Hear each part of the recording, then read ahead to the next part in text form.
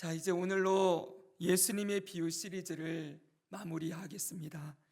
오늘 22번째 시간인데 오늘 마지막으로 살펴보는 예수님의 비유는 바리새인과 세리의 비유입니다. 오늘 이 비유에도 두 사람이 등장을 합니다.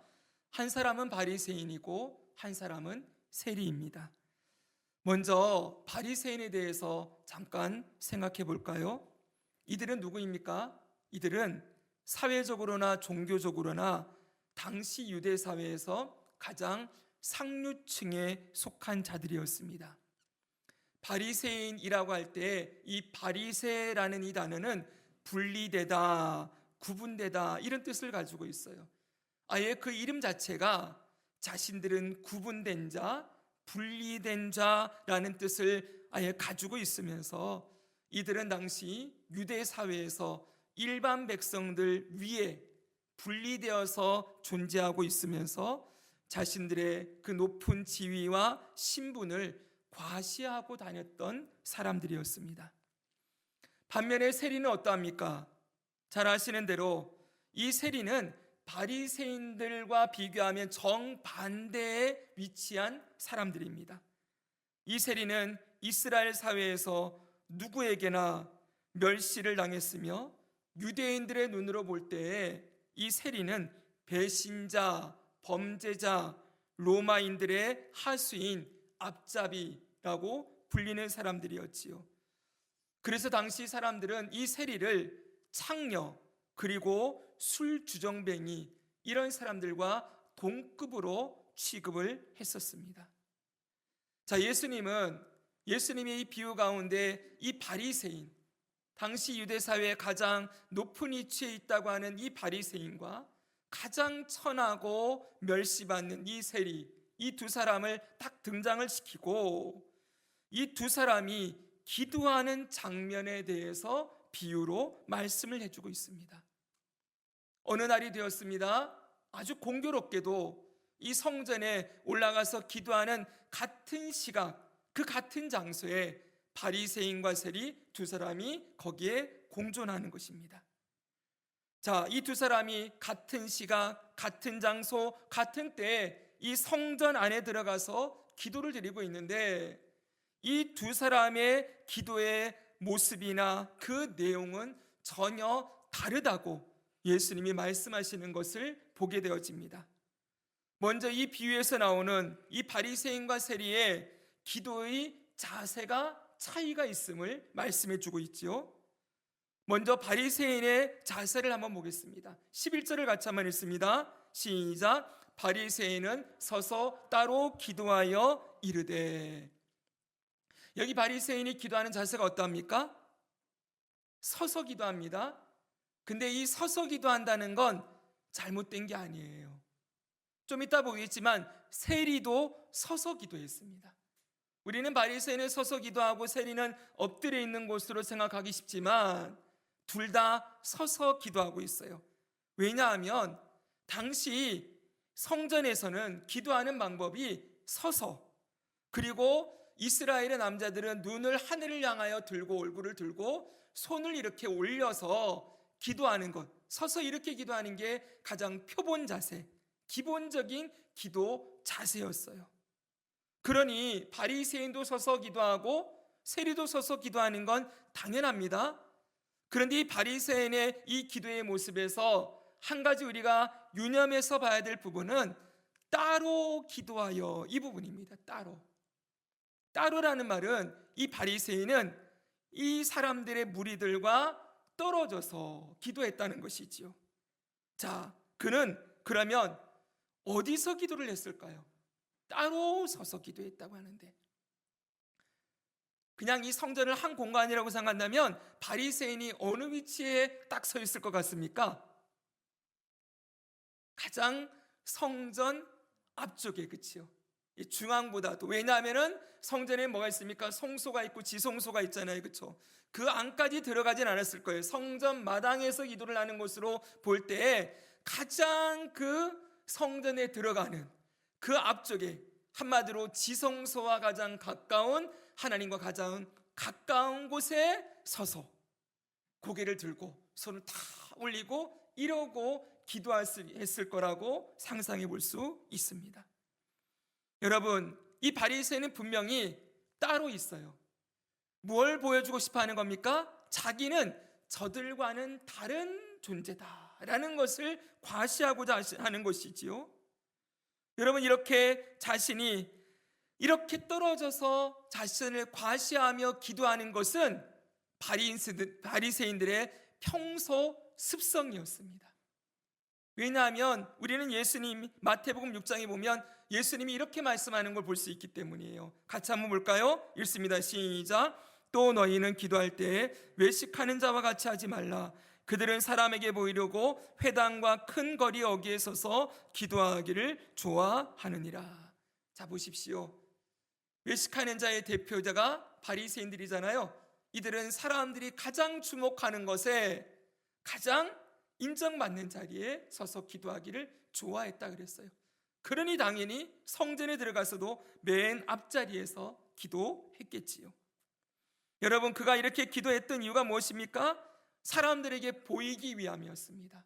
또 하나는 자신은 하나님 앞에 가장 가까이 갈 수 있는 자격이 있다고 생각했던 것이지요. 그리고 마지막으로는 사람들과 구별을 두기 위해, 차별을 두기 위해서 따로 서서 기도했을 것입니다. 그는 그 이름 자체가, 명칭이 뭐라 그랬어요? 바리새인이라는 말은 구별되다, 구분되다라는 뜻이라 그랬잖아요. 아예 나는 급이 다르다라는 걸 과시하기 위해서 사람들과 떨어져 있으면서 자신의 그 특권의식, 우월의식을 가지고 기도하고 있는 것입니다. 자, 이렇게 바리새인은 서서 따로 기도하고 있습니다. 그러면 세리는 어떻게 기도하고 있을까요? 세리는 이렇게 기도하고 있습니다. 13절 보겠습니다. 시작. 세리는 멀리 서서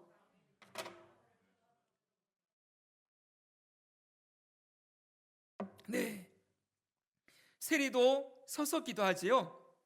그런데 멀리 서서 그랬어요. 멀리.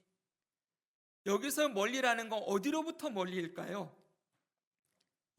그 성전, 성소와 지성소, 그 성전으로부터 최대한 멀리 떨어진, 한마디로 가장 구석진 자리로 가서 사람들에게 또 하나님에게로부터 떨어진 구석진 자리에 가서 그는 기도하고 있었습니다. 여러분, 왜 구석진 자리로 기도하고 있을까요? 거기서 기도하고 있을까요? 앞에 나오는 바리새인과 정반대로 생각하면 되겠지요. 이 세리는 사람들 앞에 자신을 과시할 것이 아무것도 없지요. 오히려 손가락질과 지탄의 대상이었기 때문에 사람들의 눈을 피하기 위해서였을 것입니다. 또한 하나님 앞에서도 자신이 스스로 너무나 큰 죄인이라는 걸 자각하고 있기 때문에 하나님 존전에 나아가기가 너무나 두렵고 너무나 부끄럽기 때문에 저 구석진 다리로 가는 것이었습니다. 여러분, 그는 자신 스스로가 사회적으로도 하나님으로부터도 버림받은 자다, 나나 결코 가까이 갈 수 없는 자다라는 그런 인식을 가지고 가장 구석진 자리에 서 있습니다. 더군다나 당시 사람들은 고개를 들고 하늘을 보고 손을 펴고 기도했다 그랬잖아요. 근데 이 세리는 어떻게 기도합니까? 고개를 떨구고 있어요. 하늘을 쳐다보지 못한다는 건 고개를 푹 숙이고 있다는 것이고, 이 손은 들고 있는 것이 아니라 가슴을 치고 있어요. 얼마나 그 가슴에 주님을 향한 죄송함과 부끄러움과 수치심을 가지고 주님 앞에 서 있었는지를 이 장면을 통해서 볼 수가 있는 것입니다. 자, 이렇게 바리새인과 이 세리의 기도의 자세가 차이가 있습니다. 근데 이건 지금 누가 말씀하고 있는 거예요? 예수님이 비유로 말씀하는 것입니다. 아시겠죠, 여러분? 자, 그러면 여기에 다 예수님이 하고 싶은 이야기가 담겨져 있다는 걸 우리가 생각하고 말씀을 봐야 됩니다. 또 여러분, 이들의 기도의 모습에 또 하나의 차이가 있습니다. 그것은 기도의 내용의 차이입니다. 먼저 바리새인의 기도의 내용을 봅시다. 11절 12절 읽겠습니다. 하나님이여, 시작. 하나님이여 나는 다른 사람들 곧 토색, 불의, 간음을 아는 자들과 같지 아니하고 이 세리와도 같지 아니함을 감사하나이다. 나는 일에 2번씩 금식하고 또 소득의 11조를 드리나이다. 이 바리새인의 기도의 내용은 무엇으로 채워져 있습니까? 그는 이 기도를 하나님이여라고 하나님 부르기는 해요. 그리고 감사합니다, 감사의 고백도 담겨져 있어요. 그러나 이 기도의 내용을 보면 결국 자기 자랑이 가득하지요. 그리고 다른 사람과 자기가 다른 급이라는 것을 비교해서 결국은 자기를 높이고 자기를 자랑하고 자기를 사랑하는 내용으로 이 기도가 가득 채워져 있습니다. 여기 토색이라는 말은 여러분, 이 토색이 뭐냐면은 강탈하다, 빼앗다 이런 뜻을 가지고 있어요. 그러니까 사기를 치다, 도둑질하다 이런 거예요. 이게 지금 누구를 겨냥한 말입니까? 저 옆에 있는 세리를 겨냥한 말이라는 거예요. 세리는 유대인들의 눈에 보기에 어떤 사람이에요? 토색하는 자들이에요. 근데 자기는 나는 토색하지 않았습니다, 이렇게 맨 먼저 토색하지 않았음을 드러내고, 불이라는 말은 이게 범죄를 저지르다 이런 뜻이거든요. 한마디로 나는 저 세리가 저지르는 범죄 나는 안 저지르고 있습니다, 이러고 자랑하고 있는 거예요. 그의 모든 이 기도의 내용은 저 세리와 자신을 비교해서 자기가 저 사람보다 낫다라는 것을 자랑하기 위한 내용으로 가득 채워져 있는 것이지요. 그런데 여러분, 세리의 기도는 어떠합니까? 13절 보니까 이렇게 되어 있습니다. 같이 한번 읽습니다. 시작. 세리는 멀리 서서 감히 눈을 들어 하늘을 쳐다보지도 못하고 다만 가슴을 치며 이르되 하나님이여 불쌍히 여기소서 나는 죄인이로소이다 하였느니라. 아멘. 세리의 기도에는 별 내용이 없습니다.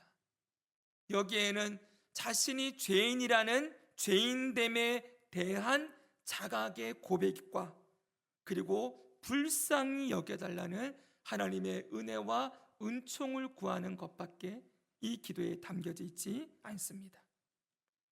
자, 보십시오. 이렇게 바리새인과 세리의 기도의 모습은 기도의 자세 그리고 기도의 내용에 분명한 차이가 있습니다. 그럼 이제 생각해 봐야 됩니다. 예수님은 왜 이 두 사람의 기도의 모습을 비교해서 말씀하시는 비유를 하셨을까요? 다시 쉽게 말하면 왜 이 비유를 가르치고 있습니까? 이 비유의 목적이 무엇입니까? 이 비유의 목적은 3가지예요. 첫째는요, 의로움에 대한 평가를 누가 하시는지를 가르치고 있습니다. 따라합시다. 의로움에 대한 평가. 네, 이 평가를 누가 하느냐, 이걸 가르친다는 거예요. 이 비유를 시작하면서 예수님이 이렇게 시작을 합니다. 9절 말씀 보겠습니다. 시작. 또 자기를 의롭다고 믿고 다른 사람을 멸시하는 자들에게 이 비유로 말씀하시되. 아멘. 여기 자기를 의롭다고 믿고 다른 사람 멸시하는 자들에게 이 비유를 하신다고 했어요. 여기 보십시오. 여기 자기를 의롭다고 믿는 사람, 이 사람 누굽니까? 지금 여기 나오는 바리새인이잖아요. 딱 바리새인이죠, 여러분. 자, 보십시오. 이 바리새인은 의롭다라는 평가를 누가 하고 있습니까? 이 바리새인의 의롭다라고 하는 이 평가를 자기 스스로요. 내가 스스로 나는 의롭다라는 평가를 매기고 있다는 것이지요. 그런데 여러분, 의롭다는 평가는 누가 하는 겁니까? 14절을 보겠습니다. 이 비유의 결론의 말씀이에요. 읽습니다. 시작. 내가 너희에게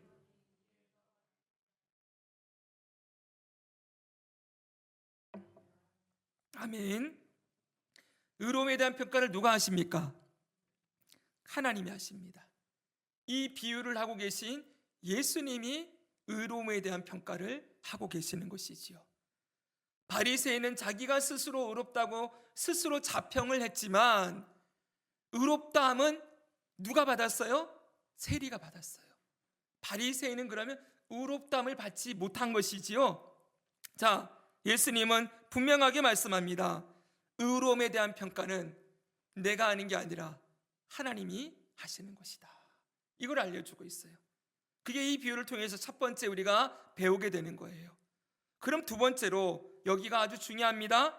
그럼 하나님이 인정하시는 의로움은 무엇인가? 라는 것입니다. 한번 따라 볼까요? 하나님이 인정하시는 의로움. 하나님은 무엇을 의롭다라고 인정을 하실까요? 이 의로움에, 하나님이 인정하시는 의로움의 내용이 무엇인지를 가르쳐주고 있다는 거예요. 자, 다시 기억하십시오. 방금 전에 우리는 의로움에 대한 판단과 평가는 하나님이 하신다고 했지요. 그렇죠, 여러분? 그러면 하나님이 정하신 의가 뭔지가 중요하잖아요. 그렇죠? 하나님이 정하신 의가 뭡니까? 의. 네. 하나님의 기준에 들어맞는 것. 이거예요. 따라합시다. 하나님의 기준에 부합한 것. 네. 하나님의 기준에 딱 들어맞은 상태. 이걸 의라고 얘기한다는 거예요. 그리고 이 의가 뭘로 드러났어요? 율법으로 드러났죠. 그렇죠? 예? 그렇죠, 여러분? 그 율법은 모두 하나님의 기준을 설명해 놓은 것들이에요. 근데 율법까지 일단 가지 말고 하나님의 기준에 딱 들어맞는 상태가 하나님이 인정하시는 의로움이라는 것 접수되셨지요? 네. 그러면 봅시다. 바리새인들은 자신들을 의롭다고 했는데 자신들이 의롭다고 생각하며 했던 모든 행동이 하나님의 기준에 맞았다는 거예요? 안 맞았다는 거예요? 안 맞았다는 거예요. 여러분, 이들은 뭘 했습니까? 이들은 자신들이 하나님의 기준에 부합한 행위를 하고 있다고 생각하고 있었어요. 이들은 아까 전에 설명했지만 자신들이 의롭다고 생각하면서 뭘 했습니까? 토색을 하지 않았고, 불의를 행하지 않았고, 간음을 행하지 않았다고 했습니다. 하지 않은 걸 얘기를 해요. 그렇죠, 여러분? 그리고 이들이 한 건 뭡니까? 일주일에 2번씩 금식한 거를 얘기하고 11조를, 소득의 11조를 드린 것을 얘기하고 있습니다. 그러니까 하지 않은 것, 한 것, 이것을 가지고서는 바리새인들은 우리가 한 이 행위들이 하나님 보시기에 의롭다함을 받을 만한 행위다라고 스스로 믿고 있었다는 거예요. 그렇죠? 그런데 예수님은 이들의 행위가 하나님 앞에 전혀 의로운 것이 아니다라고 결론을 내렸다는 거예요. 그럼 이들의 행위가 무엇이 문제입니까? 이 바리새인들의 행위가 왜 하나님의 기준에 부합하지 못합니까? 우리 여러 번 말씀 배웠잖아요. 이 바리새인들의 이 행위에는 빠진 것이 있기 때문이지요. 이 빠진 걸 마태복음 23장 23절은 분명하게 알려주고 있어요. 같이 한번 읽을까요? 시작. 화 있을진저 외식하는 서기관들과 바리새인들이여, 너희가 박하와 회향과 근체의 11조는 들이되 율법에 더 중한 바 정의와 긍휼과 믿음은 버렸도다. 그러나 이것도 행하고 저것도 버리지 말아야 할지니라. 아멘. 이들은 박하, 회향, 근체, 조미료 11조, 조미료의 11조, 향신료의 11조도 드리고 있지만 뭐가 빠져 있어요? 정의, 긍휼, 믿음이 빠졌다. 오늘은 이 말씀이 핵심이 아니니까 그냥 간단하게 정리합니다. 여기 정의와 긍휼은 사람에 대한 사랑의 모습이고요, 믿음은 하나님을 향한 사랑에 대한 모습이에요. 그러니까 하나님 사랑과 이웃 사랑이 이들의 이 행위에는 빠져 있다는 거예요. 한마디로 중심이 빠져 있는 것이지요.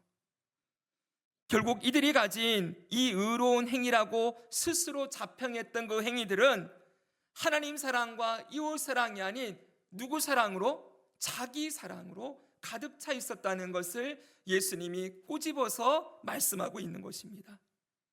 그래서 이들의 의로운 이들의 행위는 하나님 앞에 전혀 의롭다함을 받지 못하는, 하나님의 기준에 전혀 부합하지 못한 행위였다고 결론을 내리시는 것이지요. 그래서 마태복음 5장 20절은 우리가 산상수훈할 때 배웠지 않습니까? 같이 읽을까요? 시작. 내가 너희에게 이르노니 너희 의가 서기관과 바리새인보다 더 낫지 못하면 결코 천국에 들어가지 못하리라. 아멘. 이 말씀은 뭐라 그랬습니까? 서기관과 바리새인의 의로는 결단코 천국에 들어갈 수 없다. 이걸 가르치는 거라 그랬잖아요. 그렇죠? 왜 그들의 의로는 천국에 못 들어가요? 그 의가 하나님의 기준에 부합하지 못하는 의이기 때문에. 사랑하는 여러분, 이처럼 바리새인의 의는 하나님의 기준에 결코 도달할 수 없는 것이다. 이걸 우리가 알 수가 있어요. 그러면 반대로 생각해 봅시다. 여러분, 그러면 세리의 행위는 하나님 앞에 의롭다 하심을 받은 거잖아요. 그렇죠?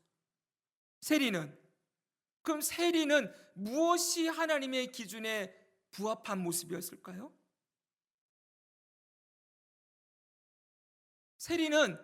세리의 그 삶에서 하나님에게 부합되는 모습이 무엇이 있었을까요? 사실 여러분, 인간적인 눈으로 보면 세리보다 바리새인이 훨씬 낫지 않습니까? 우리가 지금 이 바리새인을 이렇게 좀 비판적으로 보고 있지만은 사실 바리새인들은 지금 우리보다도 훨씬 더 우리가 범접할 수 없을 만큼 열심을 가지고 뛰어난 사람들이었어요. 그들은 모세오경을 달달달달 외우고 있었고요. 그 10계명이 10계명의 계명들마다 각 조항에 열 몇 개씩, 20 몇 개씩입니까? 아무튼 해가지고 230 몇 개인가의 세부 규칙이 있었다 그랬잖아요. 그걸 다 지켜내는 사람들이었다니까요. 우리는 지금 그들을 깔 수가 없어요. 우리가 하는 건 그들이 하는 것에 비하면 세 발의 피인 것이죠. 그러니까 여러분, 그런 바리새인과 이 세리를 비교하면, 인간적인 눈으로 보면 세리는 바리새인에게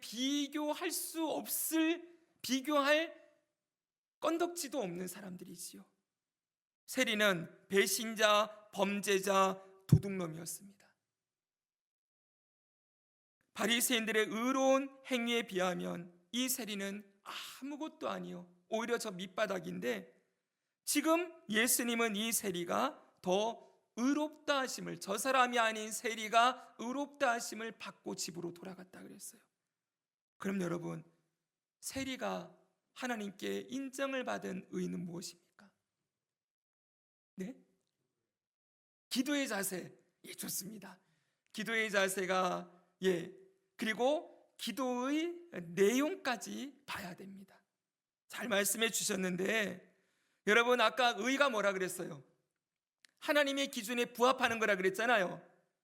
하나님의 기준에 세리가 부합했다는 거예요. 뭐가 부합한 겁니까? 그가 스스로 자신이 죄인임을 인정하는 모습이 하나님의 기준에 부합했다는 거예요. 무슨 말씀인지 이해가 가십니까? 여러분, 바리새인은 자신이 절대로 죄인이라는 걸 하나님 앞에서 인정하지 않습니다.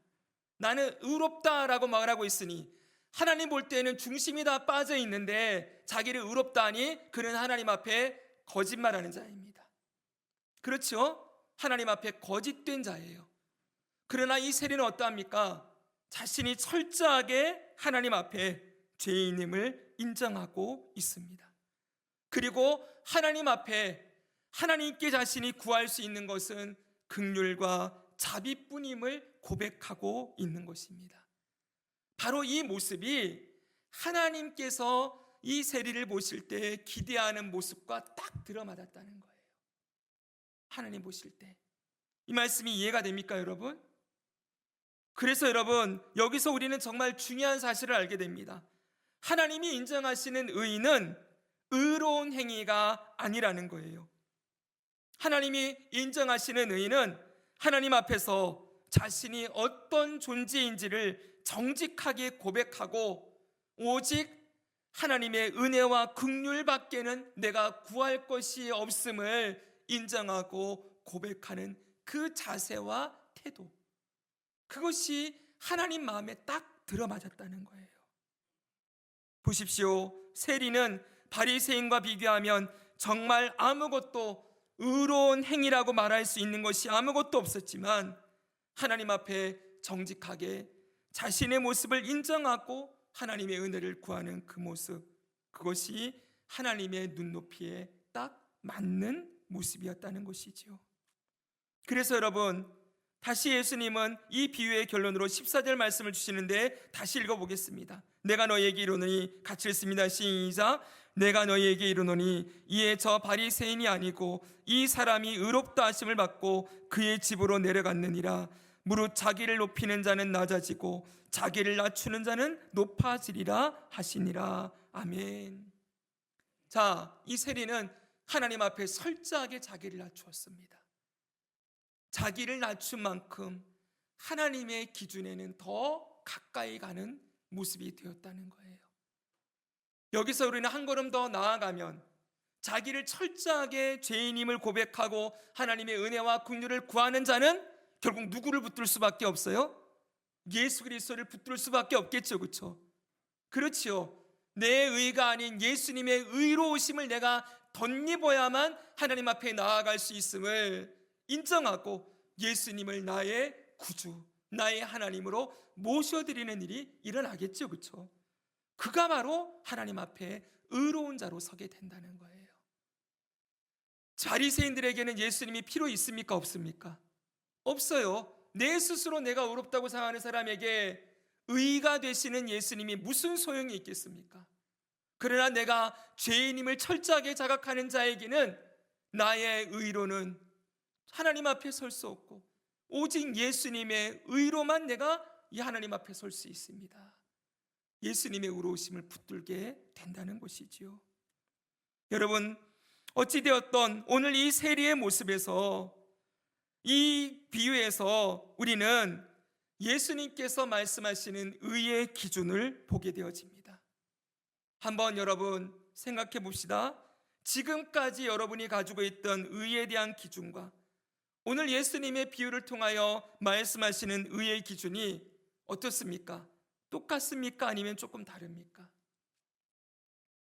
오늘날 많은 그리스도인들이 하나님 앞에서 의로운 행위로 자신의 의롭다함을 인정받으려고 하는 자리로 자기도 모르게 나아가는 것을 우리는 참 많이 볼 수가 있어요. 교회 생활을 좀 오래 하고 신앙생활이 좀 오래되어지고 교회 안에서 어느 정도 위치나 직분이 주어지고 나면은 여러분 어느 순간 다른 사람과 나를 비교하고 내가 저 사람보단 낫지라는 생각을 여러분 무의식적으로 그런 게 막 밀려 들어오죠. 그렇죠? 그리고 우리 인간에게 늘 말씀드리지만 인간에게는 뭐가 있습니까? 종교심이 있다 그랬잖아요. 이 종교심이 우리 인간에 있는 자기 중심성과 딱 맞닿으면은 내가 뭔가를 해서 하나님께 뭔가를 받아내려고 하고 내가 뭔가를 해서 사람들에게 인정받으려고 하는 이런 욕구가 당연히 나오게 되어 있다는 거예요. 사랑하는 여러분, 그러나 그 모든 것들은 하나님 앞에서 따라합시다. 누더기와 같다. 예, 누더기와 같은 의예요. 구멍이 숭숭 뚫려 있고 그 내용물을 보면은 이 바리새인들과 다를 바가 없지요. 그 안에 긍휼과 정의와 믿음은 다 빠져버리고 그냥 자기 그리고 내가 생각하는 목표, 내가 생각하는 기준을 따라서 그냥 하나님과 상관없이 나의 만족을 위해 달려가고 있는 모습으로 전락해버릴 그런 위험이 너무나도 큰 것이지요. 사랑하는 여러분, 하나님이 정말 우리에게 보고 싶어하는 모습은 무엇입니까? 이 세리의 모습입니다. 주여, 나는 아무것도 아닙니다. 오직 주의 은혜와 자비로만 하나님 앞에 설 수 있습니다. 주여, 내가 하는 것은 모두 죄밖에 없사오니 이런 나를 긍휼히 여기시고 주님의 의로우심을 닮아가는 자로 변화시켜 주시옵소서. 오직 이것이 하나님의 그 기준에 하나님이 우리에게 보고 싶어하는 그 모습에 딱 맞는 모습이라는 거예요. 이 모습을 가장 많이 보여줬던 사람이 누굽니까? 바로 다윗이죠. 여러분, 다윗이 범죄하고 난 이후에 그가 기도한 것을 한번 봅시다. 시편 51편 16, 17절입니다. 같이 한번 읽겠습니다. 시작. 주께서는 제사를 기뻐하지 아니하시나니 그렇지 아니하면 내가 드렸을 것이라. 주는 번제를 기뻐하지 아니하시나이다. 하나님께서 구하시는 제사는 상한 심령이라. 하나님이여 상하고 통회하는 마음을 주께서 멸시하지 아니하시리이다. 아멘. 다윗은 자신이 하나님 앞에서 어떤 마음으로 나가야 되는지를 너무나 잘 알고 있어요. 하나님이 구하시는 건 멋들어진 제사를 드리고 뭔가 화려한, 그리고 뭔가 엄청난 뭔가를 하는 것이 아니고, 하나님 앞에 드릴 것은 상하고 통회하는 심령이라, 이걸 하나님이 받으신다는 것을 알고 있었던 것이지요. 오늘 하나님이 받으시는 의, 이것은 무엇입니까? 다시 정리합니다. 나의 연약함과 죄인됨을 고백하고 하나님의 은혜와 긍휼과 자비만을 구하는 이 모습. 여러분, 이것도 우리가 면죄부처럼 사용해서는 안 되겠지요? 막 입만 열면 하나님 불쌍히 여기주세요 이러면서 우리의 잘못한 거를 덮기 위한 그런 면죄부로서 이걸 사용해서는 안 됩니다. 중심이 담겨 있는 참회와 회개와 주의 은혜를 구하는 이 모습을 하나님이 기쁘게 받으신다라는 걸 알려주고 있습니다. 그럼 마지막으로 여러분, 이제 이 비유는 이제 우리가 무엇을 기도해야 되는지 기도의 내용을 가르쳐주고 있습니다. 따라서 기도의 내용을 가르쳐준다. 네. 자, 지난주에 우리는 누가복음 18장 오늘 9절부터 읽었잖아요. 1절부터 8절을 봤어요. 거기에 뭐가 있었죠? 무슨 비유였죠? 과부와 재판장의 비유 같지 않습니까? 그때 우리의 기도가 무슨 기도해야 되는지 우리 배웠지요. 낙심하지 말고 포기하지 말고 끝까지 기도해야 될 기도의 제목이 뭡니까? 주 예수여 어서 오시옵소서. 예수님의 재림을 기다리는 기도라고 했잖아요. 기억나십니까? 원수의 이 압제에서 우리를 건져주시고 저 원수들을 고난을 갚아 주시옵소서, 원한을 갚아 주시옵소서. 이게 과부가 재판장에 기도했던 거라 그랬잖아요. 오늘날 이 땅에 가득한 저 대적과 원수 사단과 이 땅의 불의에서 우리를 건져주시고 주 예수님 오셔서 우리를 완전히 회복시켜 주실 그때를 기다리며 주님의 오심을 기다리는 기도, 주님의 나라와 의를 기다리는 기도를 주님 오실 때까지 포기하지 말고 기도해야 된다, 이거 배웠었습니다. 기억나시죠? 그럼 오늘 예수님이 연이어서 기도에 대한 말씀하시는데, 이제 우리의 기도해야 될 두 번째 기도의 제목, 평생 기도해야 될 제목이 무엇입니까? 하나님의 은혜와 긍휼과 자비를 구하는 기도. 이것이 우리의 기도의 가장 중심이 되어야 된다는 것을 가르치고 있는 것이지요. 다시 여러분 세례의 기도를 읽어보겠습니다. 같이 한번 읽습니다. 하나님이여, 시작. 하나님이여 불쌍히 여기소서, 나는 죄인이로소이다. 아멘.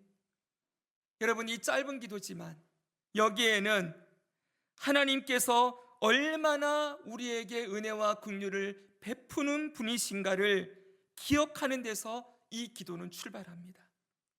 내가 어떤 존재였는지, 따라서 내가 어떤 존재였는지, 하나님이 어떤 분이신지, 하나님이 내게 어떤 일을 하셨는지, 네, 이 세 가지가 다 담겨져 있는 거예요. 사랑하는 여러분, 바로 하나님 앞에서 늘 죄인된 나의 모습을 인정하고 이런 나를 구원하시고 사랑하시고 긍휼과 자비로 대해주시는 하나님을 향한 감사의 고백, 그리고 그 은혜를 구하는 고백이 우리의 일평생의 기도의 중심이 되어야 함을 가르치고 있는 것이죠. 사랑하는 여러분, 말씀을 정리합니다. 어떤 목사님이 했던 이야기 다시 한번 들려드립니다. 은혜를 잊어버리면 짐승이 된다. 사랑하는 여러분, 은혜를 잊으면 참 사람이 너무나도 안 좋아지죠, 여러분, 그런데 놀라운 건 우리가 너무나도 은혜에 대한 감각이 무뎌질 때가 많다는 것입니다. 근데 언제 무뎌질까요? 내가 하나님 앞에서 무언가를 많이 하고 있다고 생각할 때, 내가 의로운 행위를 많이 하는 것 같을 때, 그리고 다른 사람과 비교해서 내가 뭔가 더 뛰어난 모습으로 존재하고 있다고 생각할 때, 내가 높아지는 만큼 하나님에 대한 은혜의 감각은 무뎌지게 될 것입니다. 맞죠, 여러분? 그리고 내가 나를 낮추는 만큼 하나님의 은혜가 얼마나 크신지가 훨씬 더 많이 고백되고 경험되어질 것입니다. 사랑하는 여러분, 우리를 낮추어야 합니다. 우리가 의로운 행위를 할 수 있는 것도, 우리가 이렇게 예배할 수 있는 것, 하나님께 찬양할 수 있는 것, 하나님을 사랑하고 이웃을 사랑하며 살아갈 수 있는 것, 하나님의 자녀가도 살아가게 된 것, 이 모든 것이 하나님의 은혜라는 걸 한순간도 잊지 맙시다. 그리고 이 은혜에 대한 감격과 고백을 가지고 늘 하나님 앞에 가난한 심령으로, 애통하는 심령으로 주님의 은혜가 아니면 내가 살아갈 수 없음을 고백하며 하나님의 은혜를 구하고 이 땅에 주 예수님 다시 오실 날을 기대하고 그때까지 이 은혜로 살아갈 것을 결단하는 이 기도를 일평생 드리는 자가 되어서 우리의 모든 삶과 우리의 모든 기도가 하나님의 마음을 기쁘시게 하고 하나님의 뜻을 이루는 도구로 쓰여지기를 우리 주 예수님의 이름으로 축복합니다.